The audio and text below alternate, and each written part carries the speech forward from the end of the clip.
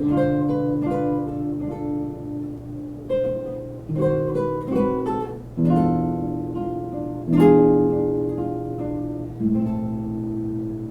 pessoal, eu sou o professor Flávio Monteiro de Barros.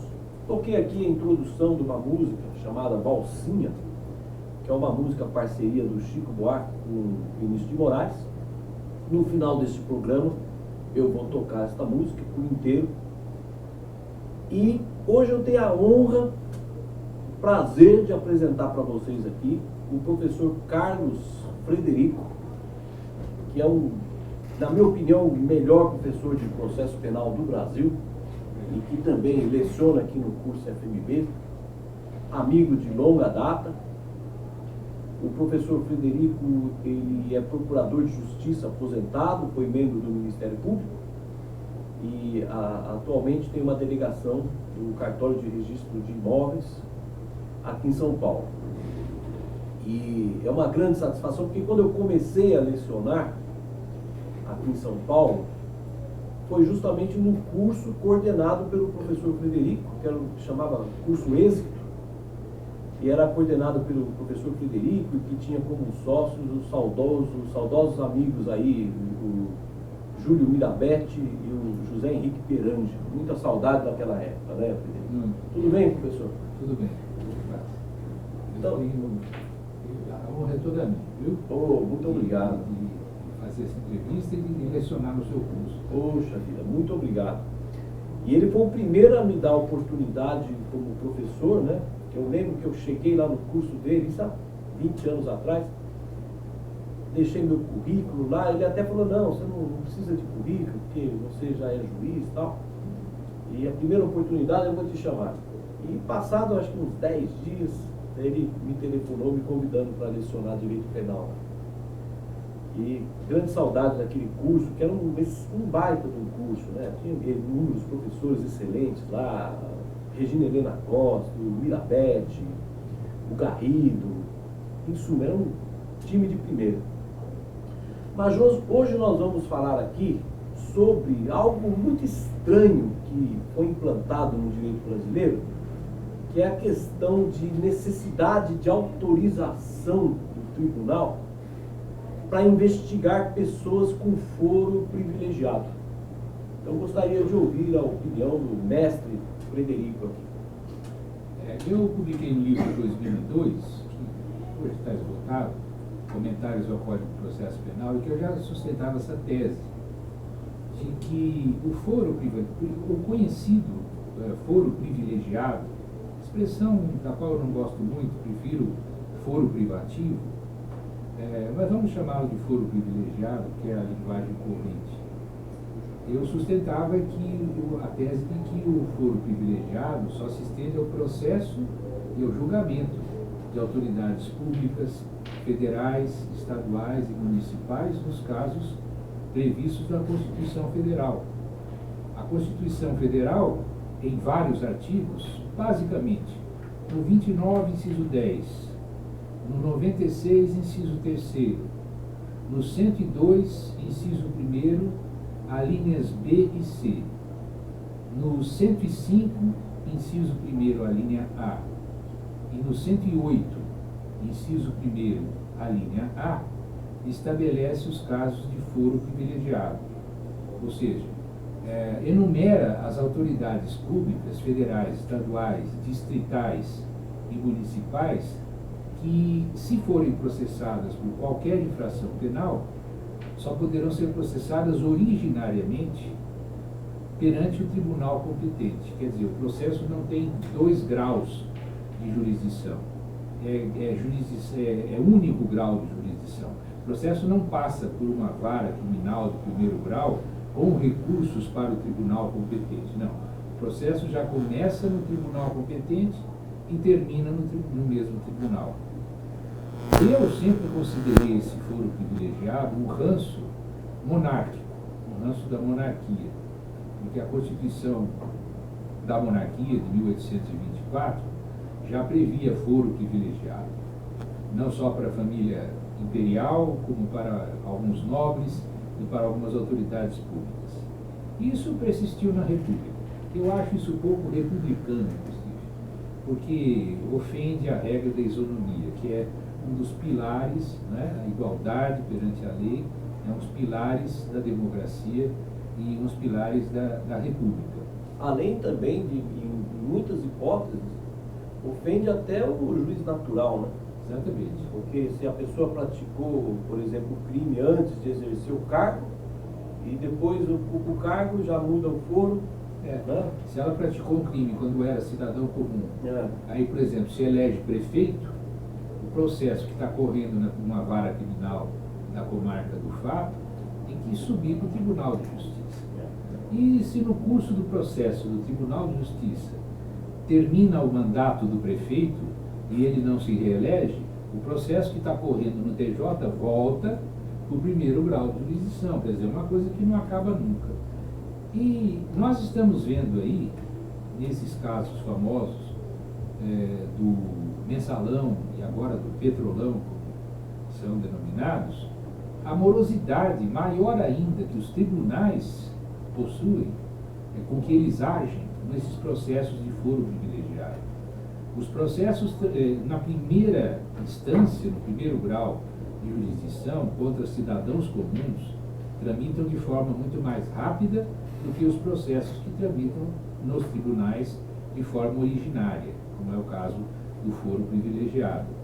Basta ver o exemplo de Curitiba, em que os casos que estão sujeitos à vara criminal do excelente magistrado, juiz Sérgio Moro, ao qual eu rendo minhas homenagens pela coragem e pela competência, são muito mais céleres do que os que estão no Supremo Tribunal Federal. Por que essa desigualdade de tratamento? Por que esse rigor na primeira instância e essa leniência na segunda? Por que essa morosidade nos tribunais, que leva à impunidade, leva ao advento da prescrição?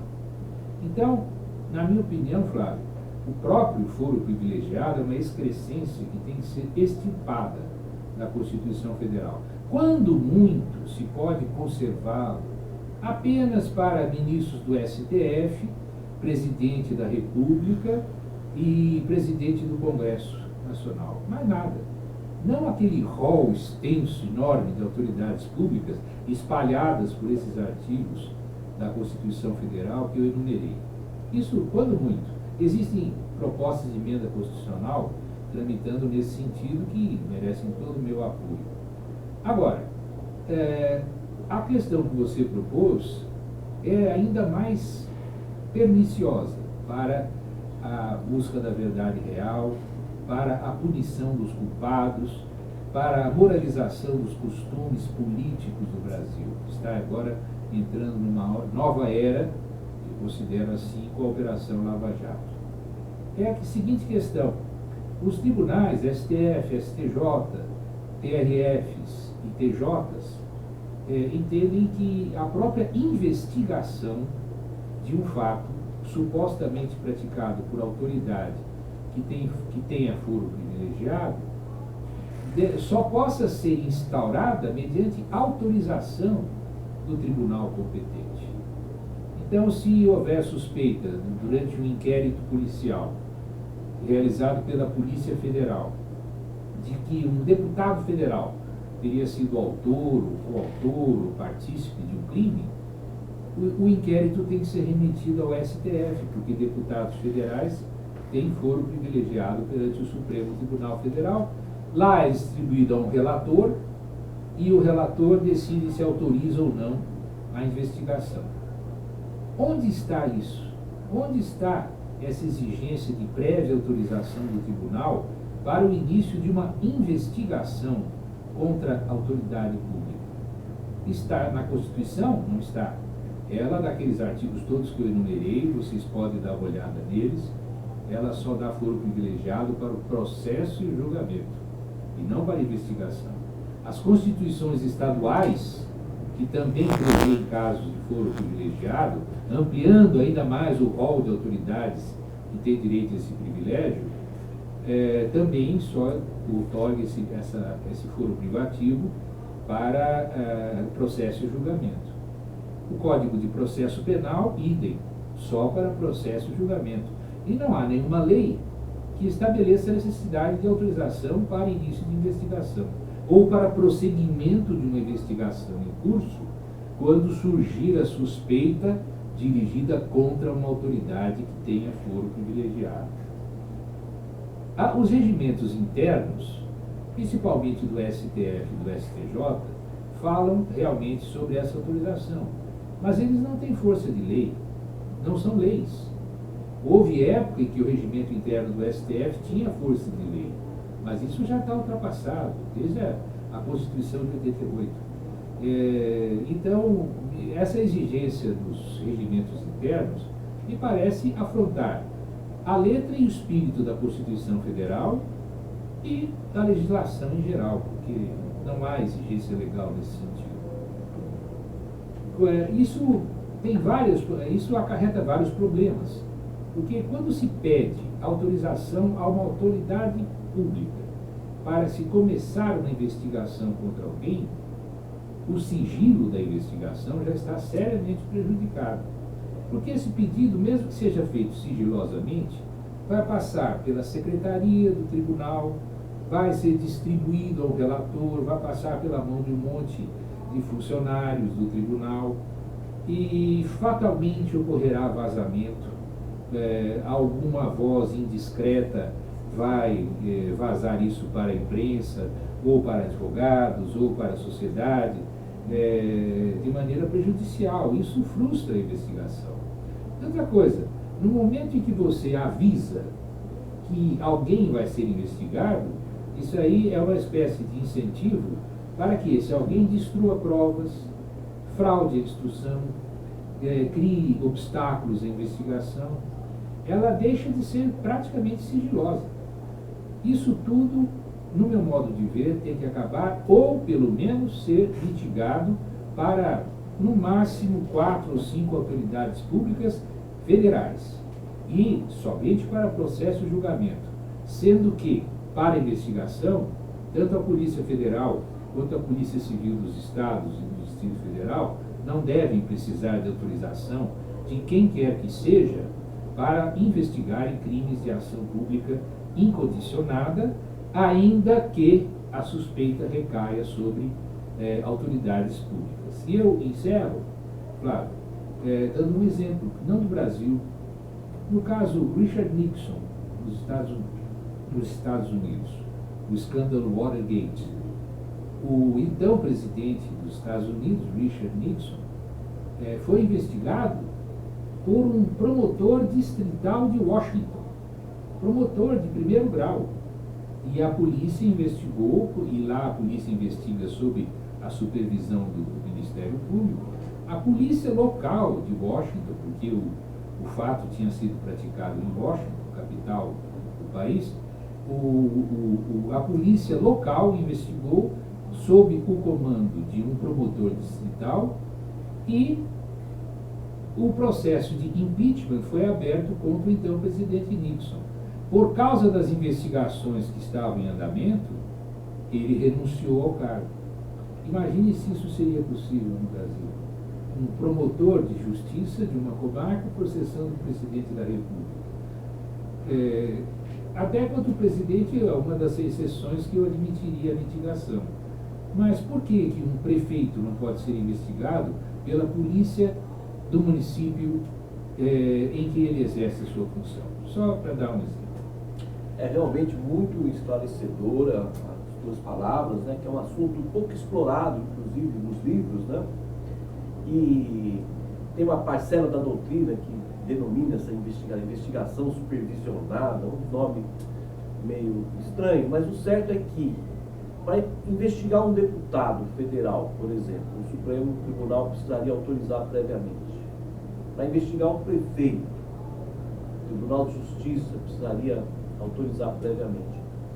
Essa autorização, como bem colocou o professor Frederico, não consta da lei, consta de um regimento. O regimento, no princípio, seria para tratar de assunto interna corpus, não seria para tratar de um assunto dessa magnitude aí, né? Para criar direito novo aí.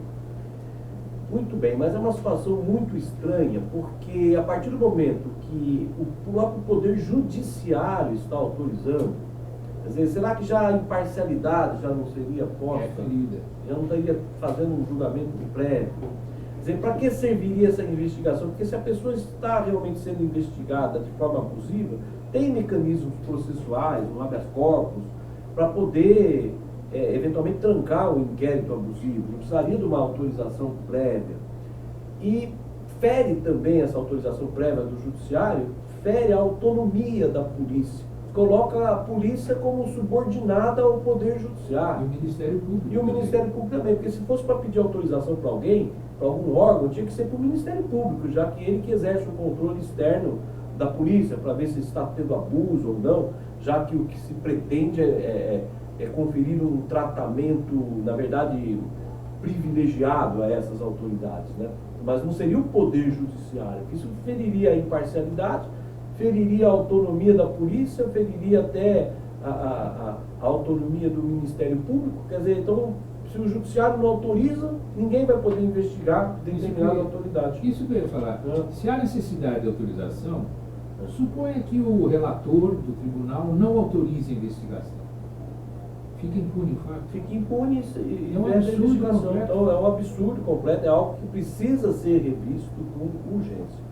Mas muito bem, agradeço muito ao amigo Carlos Frederico pela participação nesse programa, muito elucidativo, tá? E está convidado para novos programas, tá? Nesse bate-papo com o FMB. E agora, para encerrar o programa, eu vou tocar aquela música Valsinha do Chico e do Vinícius. Tá?